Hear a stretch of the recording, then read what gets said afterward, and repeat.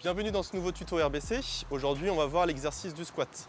Donc le squat, c'est un mouvement polyarticulaire, d'accord, pour travailler le bas du corps, donc les cuisses et les fessiers. On passe tout de suite à la démonstration. On démarre avec la position des mains sur la barre. Donc au niveau du placement, les mains sont bien symétriques de chaque côté de la barre. Et pour la largeur, on prendra un peu plus large que les épaules. Ensuite, vous pouvez adapter en fonction de votre souplesse d'épaule, soit un peu plus large, soit un peu plus serré. En l'occurrence pour moi, c'est un petit peu plus large que les épaules.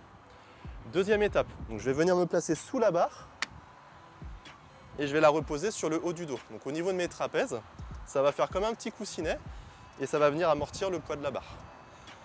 Donc une fois que mes épaules et que mon dos est placé, je viens décoller la barre, je recule doucement en faisant 2 ou 3 pas et je viens ajuster la largeur de mes pieds. Donc concernant l'écartement des pieds, ça va dépendre un petit peu des individus. La recommandation générale, c'est les pieds à peu près à la largeur du bassin. Ensuite, si vous vous sentez plus à l'aise avec les pieds un peu plus écartés, n'hésitez pas. Tout comme les pointes de pied, vous pouvez aussi les envoyer un petit peu vers l'extérieur. Ce qu'il faut, c'est que vos appuis soient bien stables au sol, que vous vous sentiez tout simplement bien à l'aise. Donc une fois que mes pieds sont placés, je vais pouvoir faire mon mouvement. Donc je pousse les fesses vers l'arrière et je viens fléchir mes genoux. Donc sur toute la durée du mouvement, mes genoux vont être alignés avec mes pointes de pied et mes appuis au sol vont rester bien stables. Donc mes abdos sont bien gainés, le dos est droit. Une fois que j'ai fini ma série, je viens reposer la barre. Pour récapituler donc sur le squat, quelques points importants à prendre en compte.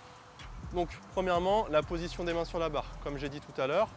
Le repère de base, donc les mains à peu près à largeur d'épaule. S'il y a besoin d'écarter un petit peu plus les mains, on n'hésite pas à prendre un petit peu plus large.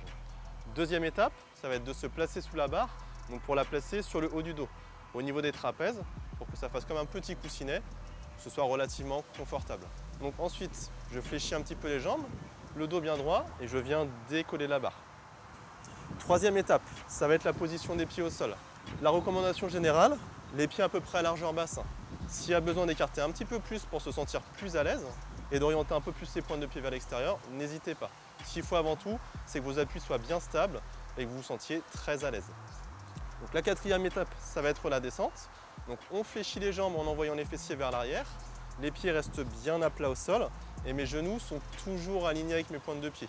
Ne laissez surtout pas rentrer les genoux vers l'intérieur. Forcez-vous à les garder dans le même alignement. Je remonte, position debout, d'accord. Et pour finir, je viens raccrocher la barre sur les sécurités. C'est fini pour ce tuto sur les squats.